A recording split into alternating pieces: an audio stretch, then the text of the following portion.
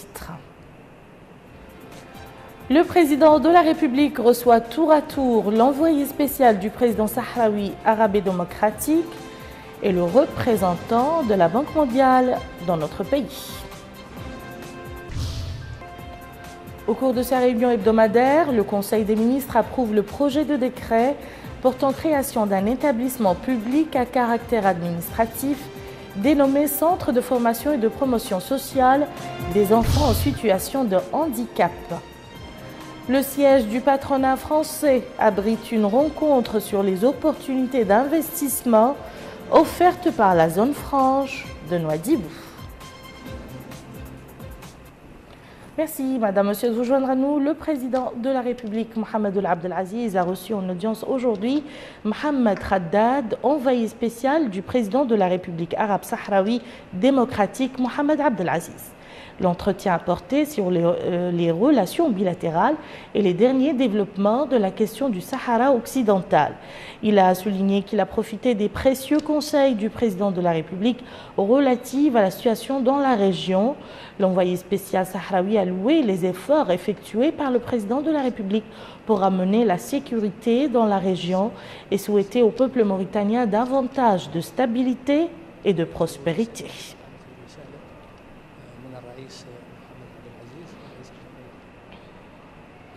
Le président de la République a également reçu aujourd'hui le représentant de la Banque mondiale dans notre pays, Mokhtar Cham. Au cours de l'entrevue, il a été question des relations de coopération existant entre notre pays et cette institution financière internationale et les moyens de les promouvoir davantage.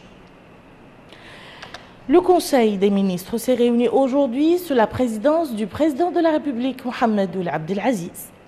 Le Conseil a examiné et approuvé les deux projets de loi suivants.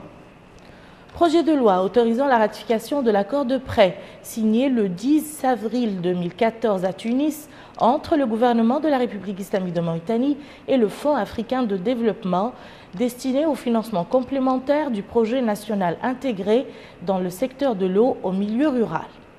Le présent financement complémentaire porte sur un montant de 920 000 unités de compte, soit l'équivalent environ de 425 millions d'oublias, remboursables sur une durée de 40 ans avec un délai de grâce de 10 ans. Il permettra d'améliorer les conditions d'accès aux services de base des populations rurales des wilayas du Brakna, du Gorgol et du Tagan. Projet de loi modifiant certaines dispositions de la loi 67039 du 3 février 1967 instituant un régime de sécurité sociale. Ce projet de loi vise à uniformiser l'âge du droit à une pension de vieillesse pour les personnes remplissant les conditions nécessaires à son obtention.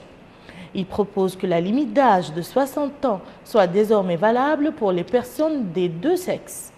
Le Conseil a également examiné et adopté les projets de décret suivants. Projet de décret portant approbation de la convention d'établissement entre notre pays et la société Omnium Marocain Industriel et Chimique. Projet de décret accordant le permis d'exploitation numéro 2138C1 pour les substances du groupe 1, fer et substances connexes dans la zone de Gleitat, wilaya de l'Inchiri, au profit de la société Gleitat Iran Mauritanie Société Anonyme. Projet de décret accordant le permis d'exploitation numéro 2139 C5 pour les substances du groupe 5 Quartz dans la zone de Chami, wilaya de Dakhlet Nouadhibou, au profit de la société Quartz de Mauritanie Société Anonyme. Projet de décret portant nomination du président du conseil d'administration de l'Office mauritanien des recherches géologiques. Projet de décret portant nomination du président et des membres du conseil et des membres de la Commission nationale des concours. Projet de décret portant création d'une société nationale pour le développement des infrastructures numériques. Cette société est destinée à permettre à l'État de disposer d'une entité qui détient la propriété des infrastructures et équipements numériques cofinancé dans le cadre du projet WARCIP Mauritanie et dont les missions consistent à structurer et gérer l'accès aux communications électroniques sur l'ensemble du territoire national dans le cadre d'un partenariat public-privé et du respect du principe d'accès ouvert. Projet de décret portant création d'un établissement public à caractère administratif dénommé Centre de formation et de promotion sociale des enfants en situation de handicap et fixant ses règles d'organisation et de fonctionnement. Cette entité aura principalement à développer des activités d'éducation et de formation au profit des enfants aveugles, sourds, muets ou déficients mentaux. Informé des résultats de la visite qu'a effectuée son Excellence le Président de la République les 18 et 19 mai 2014 dans les wilayas du Guidimar et du Brakna, le Conseil des ministres a adressé ses remerciements et ses vives félicitations aux populations de ces deux wilayas pour la grande mobilisation et la chaleur de l'accueil réservé au Président de la République ainsi qu'à la délégation qui l'accompagnait au cours de cette visite, durant laquelle il a procédé au lancement de grands projets de développement. Le ministre des Affaires économiques et du Développement, ministre des Affaires étrangères et de la coopération, par intérim, a présenté une communication relative à la situation internationale. Le ministre de la Justice, ministre de l'Intérieur et de la décentralisation par intérim, a présenté une communication relative à la situation intérieure. Enfin, le Conseil a pris les mesures individuelles suivantes. Ministère de la Santé, établissement public, centre hospitalier de Nema, directeur Adman Oul Omar, précédemment coordinateur du projet de lutte contre les hépatites. Ministère de l'Équipement et des Transports, secrétaire général Diallo Daouda Samba, précédemment directeur général adjoint de l'ENER. Ministère de l'Emploi, de la formation professionnelle et des technologies de l'information et de la communication, cabinet du ministre, conseiller chargé des affaires juridiques, Cheikh Ould-Jeddou, juriste. Conseiller technique chargé de la promotion de la microfinance, Djagana Fodier, DES en gestion. Conseiller technique chargé de la formation technique et professionnelle, Djeng Mohamed Koum, inspecteur chargé de la FTP, inspecteur chargé de l'emploi et de l'insertion, Mohamed Salem Limam, SAF, cadre au même département. Inspecteur chargé de la formation technique et professionnelle, Mohamed Islam Mouledlil, inspecteur chargé du tertiaire, inspecteur technico-pédagogique chargé du secteur agricole, Selmo Oul Rabah, docteur en sciences agronomiques. Inspecteur technico-pédagogique chargé du secteur des BTP, Mohamed Lamine Oul Ali, cadre au même département. Inspecteur technico-pédagogique chargé du secteur tertiaire, Mohamed Abdel Fattah Oul Suleiman, diplômé d'études supérieures en gestion. Administration centrale, direction de la promotion de la microfinance et de l'insertion professionnelle, directeur Hamadi Ould El-Bekkaï, précédemment directeur au même département. Directeur adjoint Sidi Ould Ahmed Dioura, précédemment directeur adjoint au même département. Direction de l'administration électronique, directeur adjoint Brahim Ould Cheikh Mohamed Nour, master en informatique. Direction système information, directeur adjoint Tayyib Ould Talib, informaticien. École nationale des travaux publics d'Aleg, directeur Sidi Mohamed Ould Cheikh, précédemment conseiller technique au même ministère. Les ministres de la Communication et des Relations avec le Parlement, de l'Équipement et des Transports, de la Fonction publique, de l'Emploi et de la Modernisation de l'Administration et la ministre des Affaires sociales, de l'Enfance et de la Famille ont commenté cet après-midi les résultats des travaux du Conseil des ministres tenus quelques instants plus tôt. Le ministre de la Communication et des Relations avec le Parlement, Maître Sidi Mohamed El Maham, a indiqué que le président de la République, M. Mohamed Abdel Aziz, a donné ses instructions au gouvernement et à tous les services administratifs pour qu'ils s'abstiennent d'utiliser le patrimoine mobilier et immobilier de l'État dans la campagne électorale et s'en tiennent à une stricte impartialité et restent à égale distance de tous les candidats. Le ministre a passé en revue un ensemble de projets de loi approuvés par le Conseil. À leur tour, les ministres de l'Équipement et des Transports et de la Fonction publique, de l'Emploi et de la Modernisation de l'administration ont commenté le projet de loi qui modifie certaines dispositions de la loi 3967 en date du 30 février 1967 portant création du système de sécurité sociale. Le dit projet de loi vise à uniformiser la date de mise à la retraite des fonctionnaires qui est de 60 ans désormais pour les deux sexes, une mesure, dit le ministre, qui s'inscrit dans l'optique de l'élimination de toutes les formes de discrimination entre l'homme et la femme. La ministre des Affaires sociales, de l'Enfance et de la Famille a quant à elle présenté un exposé sur le projet de décret portant création d'un établissement public à caractère administratif appelé Centre de formation et de promotion sociale des enfants handicapés qui doit assumer la mission d'apprentissage et de formation au profit des enfants aveugles, sourds-muets et attardés mentaux. Cette structure va adopter un ensemble de mesures pour préparer ces enfants à entrer dans l'enseignement fondamental en renforçant leurs capacités, en leur apprenant à lire et à écrire par leur propre alphabet et en encourageant la communication entre eux et entre eux et les autres. Un certain nombre de mesures ont été prises aussi par le gouvernement au profit de cette frange, estimée à 34 600 individus dont une discrimination positive à leur égard ayant conduit au recrutement de 100 diplômés parmi eux, en plus de l'appui moral et financier, a conclu la ministre. Actualité parlementaire à présent. La conférence des présidents de l'Assemblée nationale s'est réunie aujourd'hui sous la présidence du député Mohamed El Bouelil, son président. Au cours de la rencontre, la conférence des présidents a passé en revue certains projets de loi transmis à l'Assemblée par le gouvernement pour être discutés au cours de la présente session aux fins de fixer un calendrier pour leur examen en plénière. Le gouvernement, au cours de cette réunion, était représenté par Maître Sidi Mohamed El Maham, ministre de la Communication et des Relations avec le Parlement.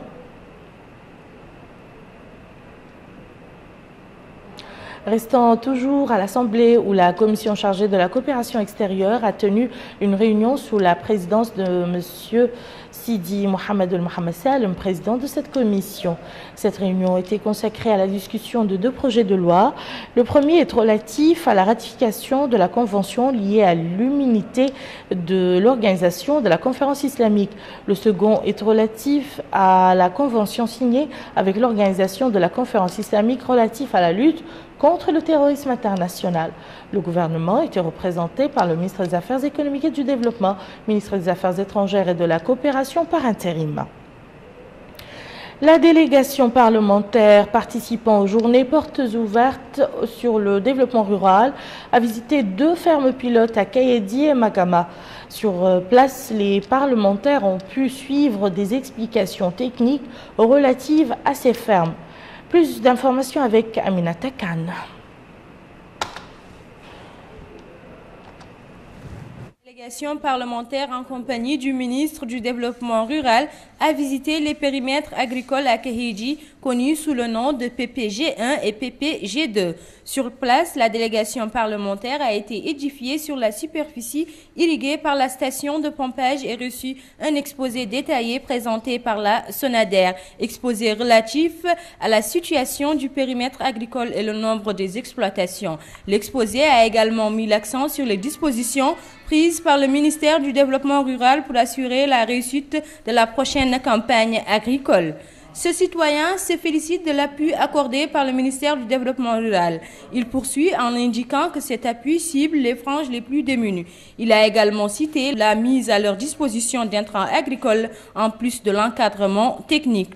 La mission parlementaire a également visité le périmètre pilote expérimental de la Société du sucre de Mauritanie. Sur place, le DG de la Société de sucre, Di Woulzen, a présenté un exposé détaillé inhérent à la mise en œuvre de cet important projet qui permettra d'améliorer les conditions de vie des populations de Foumagleta tout en créant de nouvelles opportunités d'emploi. SLMH Mint Abdelmalek, sénatrice, s'est félicitée de cette mission avant de rappeler que la visite des parlementaires a été une occasion de se rendre compte de l'exécution de l'ensemble des projets initiés par le ministère du Développement rural, notamment dans les domaines de la culture du riz, du blé et de la santé animale. À Nouadhibou, le ministre de la Défense nationale, Ahmed Ould Mohamed Radi, a supervisé hier en compagnie du chef d'état-major général adjoint des armées, le général Han Ould Sidi Ould Han, la sortie de la promotion du martyr Al-Hajj Ould Jom'a, sous-officier stagiaire de la Marine nationale. Plus de précisions avec Boubacar Belabah. La Marine nationale est le bras agissant de l'État en mer pour garantir la souveraineté nationale. Sa mission est bien entendu de préserver les intérêts économiques du pays sur ses eaux territoriales. Tel est le sens donné à ce corps d'armée. Le premier acte de la cérémonie de sortie de cette promotion, c'est cette levée des couleurs, puis une série de distributions de grades aux lauréats de cette promotion. Le tout marqué par une grande solennité. Après ce cérémonial, le commandant de la Marine nationale, le général Lisselkou Cheikh Loueli, a indiqué que la surveillance de côtes d'une longueur de 750 km et d'une zone économique exclusive de l'ordre de 235 km² dans un contexte régional de menaces diverses représente un grand défi face notamment au terrorisme, à la piraterie, à l'immigration clandestine, au trafic ainsi qu'à la pollution. Et pour relever ces défis, la Marine nationale est appelée à construire une marine dynamique sur des bases scientifiques et conformément à une stratégie bien étudiée. Autre acte de cette cérémonie, c'est cette visite de certains ateliers de l'École nationale de l'enseignement maritime et de pêche. Sur place, le ministre de la Défense nationale, M. Ahmed Ould Mohamed Radi, a réussi des explications sur le fonctionnement de cet établissement et les conditions de vie des apprenants. Et au terme de cette cérémonie, le ministre et la délégation qui l'accompagne ont assisté à un exercice à bord du navire l'Imam El Hadrami, un exercice naval qui constitue l'ultime acte de la cérémonie de sortie de la promotion du martyr Al-Hajj Ould Jom'a, un officier stagiaire de la Marine nationale. Le siège du patronat français a abrité hier une rencontre sur les opportunités d'investissement offertes par la zone franche de Nouadhibou. Une nouvelle institution que les pouvoirs publics mauritaniens ont mise en place en 2013 dans le but de mettre en valeur les atouts de cette région. Melika Narli. Cette rencontre de Paris entre les représentants de l'autorité de la zone franche de Nouadhibou et plus de 70 dirigeants d'entreprises françaises vise à présenter les opportunités d'investissement offertes par la zone franche de notre capitale économique. Cette rencontre, tenue au siège du MEDEF, le patronat français, était organisée avec le concours de la Banque mondiale qui a accompagné le lancement de cet important projet et qui devra l'assister à travers un programme de près de 20 millions de dollars américains. À cette occasion, la ministre du Commerce, de l'Industrie, de l'Artisanat et du Tourisme, Mme Nahamet Hamdi Mouknes, a souligné que cette rencontre a permis de présenter les différentes potentialités d'investissement offertes par notre pays aux investisseurs étrangers dans différents domaines. Elle a assuré les investisseurs de l'intérêt majeur que les autorités mauritaniennes accordent à la zone franche de Nouadhibou, soulignant par la même occasion l'importance que le président de la République, M. Mohamed Ould Abdelaziz, accorde à la formation professionnelle. Quant au président de l'autorité de la zone franche de Nouadhibou, M. Mohamed Ould Dev, il a souligné l'importance de la place qu'occupe ce projet dans la stratégie de développement économique de la Mauritanie.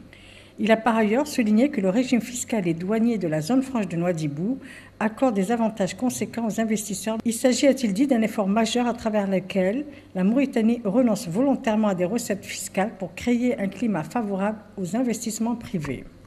Sur le plan des infrastructures, le président de l'autorité de la zone franche de Nouadhibou a présenté le portefeuille de projets déclaré prioritaire par le plan de développement de la zone franche.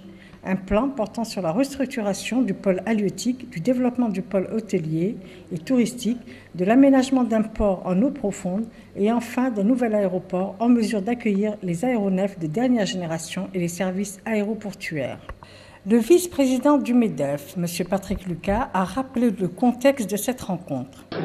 C'est l'occasion, à travers de ce projet de la zone franche de Nouadhibou, d'exposer les différentes perspectives. Il y a quand même 4 grands projets qui peuvent réveiller, relancer l'intérêt des entreprises françaises pour ce projet et plus généralement pour la Mauritanie, puisque en Mauritanie, il y a quand même un certain nombre d'entreprises françaises qui sont présentes et actives. Le spécialiste du développement du secteur privé Région Afrique de la Banque mondiale, pour sa part, a déclaré: Et ce projet a été mis en place pour 3 objectifs principaux. Le premier est d'améliorer le climat de l'investissement pour attirer les opérateurs du secteur privé. Le directeur général de l'agence Tadamun a achevé sa visite dans la wilaya du Houd el-Gharbi par la pose de la première pierre de plusieurs infrastructures de développement au profit des populations. Plus de précisions avec Abdrahman Hamad. La ville d'Ayoun, capitale régionale de la wilaya du Houd el-Gharbi, a constitué la dernière étape du périple du directeur général de l'agence Tadamun pour la lutte contre les séquelles de l'esclavage, pour l'insertion et la lutte contre la pauvreté, Maître Hamdi Ould Mahjoub.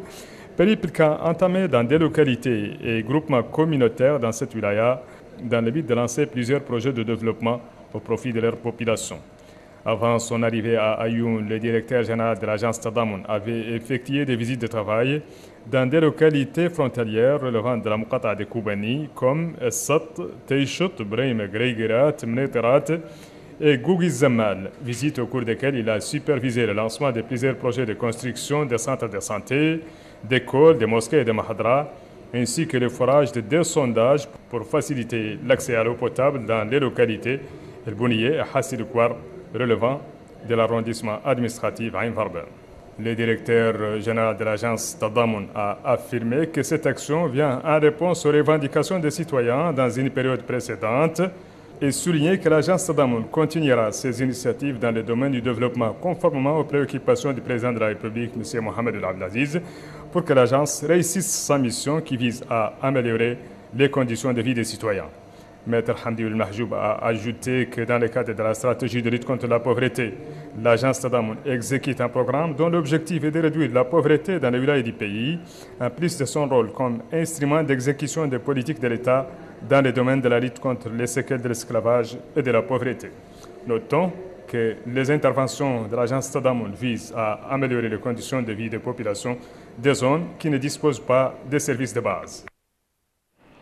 Clôture hier soir des travaux de la commission consultative des experts de l'Union africaine en matière de lutte contre le sida, la tuberculose et le paludisme au Palais des Congrès à Nouakchott. Au terme de cette rencontre organisée par le ministère de la Santé en collaboration avec l'Union africaine, le secrétariat exécutif chargé de la lutte contre le sida, les participants ont rendu public plusieurs recommandations portant entre autres sur la nécessité d'accélérer la mise en œuvre effective de tous les engagements d'Abuja sur le VIH-Sida, la tuberculose et le paludisme. Salam Majbour Salam.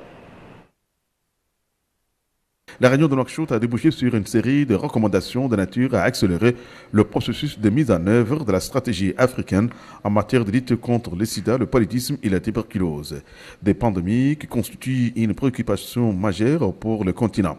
Elles seront au centre du prochain sommet des chefs d'État et de gouvernement de l'Union africaine qui aura lieu le 26 juin prochain à Malabo, en Guinée équatoriale. En attendant, les délégués à la réunion de l'Observatoire du sida en Afrique ont suggéré la mise en place d'un plan pour la fabrication des produits pharmaceutiques pour l'Afrique, l'accroissement des financements nationaux, la valorisation des allocations budgétaires destinées au secteur de la santé. Les experts recommandent également l'identification et la diffusion des bonnes pratiques en matière de prévention, de traitement et de lutte contre le VIH-Sida, la tuberculose et le paludisme. La pertinence des propositions a été soulignée par le secrétaire général du ministère de la Santé. M. Mokhtar Ould Hamdan a rappelé l'engagement de la Mauritanie dans la dynamique de prise en charge des populations touchées par les 3 maladies et l'intérêt que leur accorde le président de la République, M. Mohamed Ould Abdelaziz, président en exercice de l'Union africaine.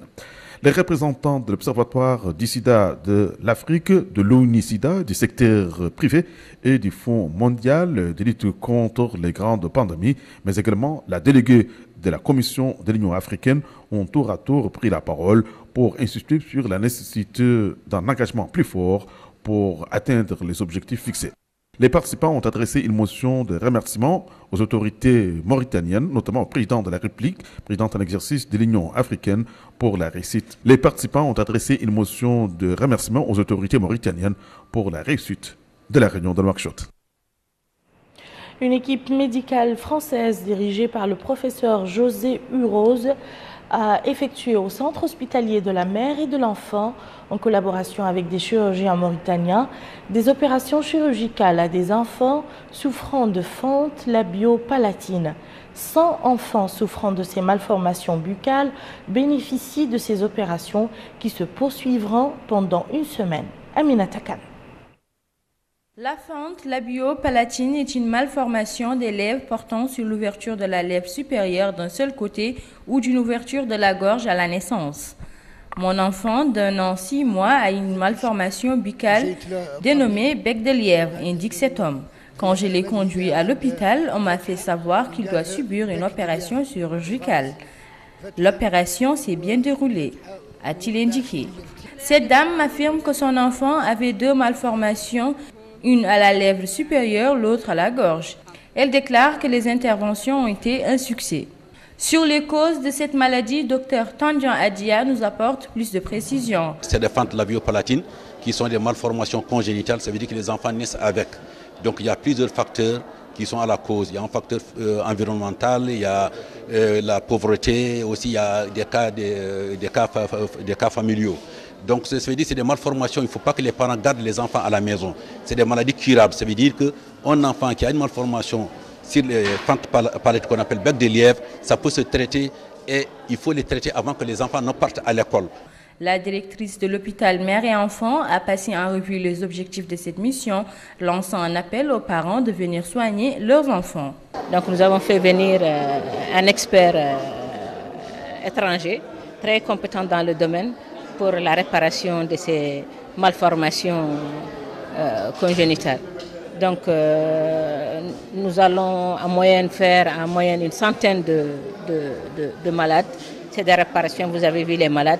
C'est des femmes qui étaient complètement désespérées et qui vont voir la vie de leurs enfants complètement changer. Nous demandons à toute la population, tous ceux qui ont des enfants de ce genre, de toutes sortes de malformations, de se diriger vers le centre mère-enfant. Et je pense que nous allons leur trouver des solutions. Nous essayons de prendre toute la pathologie chirurgicale pédiatrique, suivant nos possibilités. Et le moment où nous n'arrivons pas à gérer un problème, on essaie de lui trouver une solution.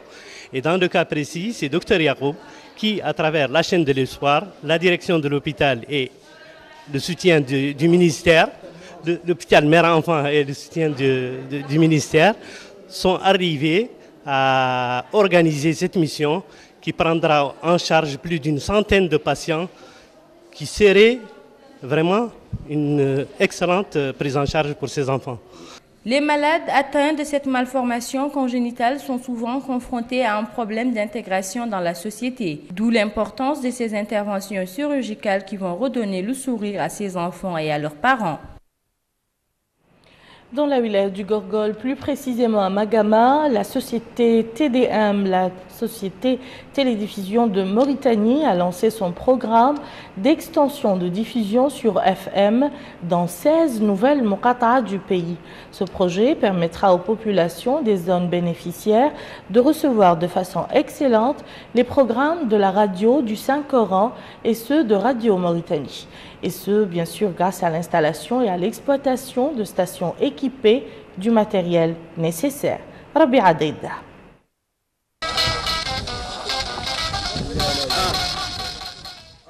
Ces habitants de Makama sont fiers de pouvoir écouter les programmes de la radio du Saint-Coran et ceux de Radio Mauritanie. Et ceci grâce à la société de télédiffusion de Mauritanie qui a lancé son programme d'extension de diffusion sur FM à partir de Makama, dans 16 nouvelles muqata'a du pays. Les muqata'a profitant du programme d'extension de diffusion sont Djiganin, Bekit Lahwash, Koubani, Tamshikot, Boumdeit, Kankosa, Mojriya, Mungel, Bababé, Mbagne, Mendere, Rkiz, Kermassen et Oulienje. Dans son mot prononcé pour la circonstance, le secrétaire général du ministère de la Communication et des Relations avec le Parlement, M. Rasouloul El-Khal, a indiqué que le lancement de ce programme est l'un des ponts de communication et de développement et qui ont vu le jour dans le pays grâce au président de la République, M. Mohamed Abdelaziz, précisant que les populations dans de nombreuses localités du pays étaient privées de ce service essentiel. Il a mis en exergue les efforts déployés pour permettre aux citoyens à l'intérieur du pays et aux colonies mauritaniennes établies en Afrique et dans d'autres continents de recevoir les programmes de télévision de Mauritanie et de Radio Mauritanie, mais aussi pour la première fois les programmes de la radio du Saint-Coran. Pour sa part, le directeur général de la Société de télédiffusion de Mauritanie, M. Djehoul Sidati, a indiqué que son institution a intensifié ses efforts visant à améliorer ses services au niveau administratif et technique et à développer l'expérience de son personnel. Il a ajouté que grâce à ces efforts, la TDM sécurise le passage de la diffusion analogique à la diffusion numérique. À son tour, le maire de Makama s'est dit heureux du lancement du programme d'extension de diffusion sur FM et a remercié les autorités au nom des habitants de Makama. La cérémonie a été marquée par la distribution de postes radio aux habitants de cette Muqata'a. Par la suite, le secrétaire général a pu suivre un exposé sur la stratégie de lancement du programme adopté par la Société de télédiffusion de Mauritanie, un exposé présenté par son directeur. Avant l'étape de Makama, le secrétaire général du ministère de la Communication et des Relations avec le Parlement a pu visiter la station de radio régionale de la ville de Kéhédi, où il a pu recevoir des explications sur son fonctionnement de la part de ses responsables. Il a pu aussi écouter les revendications du personnel de cette radio. Un groupe d'anciens employés du ministère des Finances qui avaient été renvoyés ont organisé aujourd'hui un sit-in pour louer la décision intervenue pour leur réintégration au sein du ministère comme des travailleurs non permanents en attendant la régulation totale et définitive de leur cas.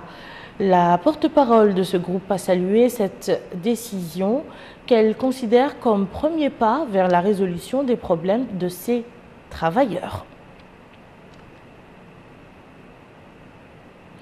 L'inspection de l'enseignement fondamental d'Arafat a organisé aujourd'hui, à l'occasion de la fin de l'année scolaire, une journée pédagogique. Des activités culturelles, dont des sketchs et des chants traitant les questions pédagogiques, sanitaires et sociales et mettant également en garde contre les méfaits du tabagisme ont été organisés à cette occasion. Abdul Adamaba. Cahiers, ardoises, livres et autres outils scolaires ont été mis au tiroir. Place à la fête. C'est dans ce cadre que ces apprenants ont fait la fête à l'occasion de la fin de cette année scolaire. Cette cérémonie s'est déroulée en présence de l'adjoint du Hakim de la Muqata'a d'Arafat et des responsables pédagogiques. Cela a été rendu possible grâce à l'inspection de l'enseignement fondamental d'Arafat qui a organisé cette journée pédagogique. Des chants, sketchs traitant des questions pédagogiques, sanitaires et sociales pour sensibiliser sur les méfaits du tabagisme ont été déclinés.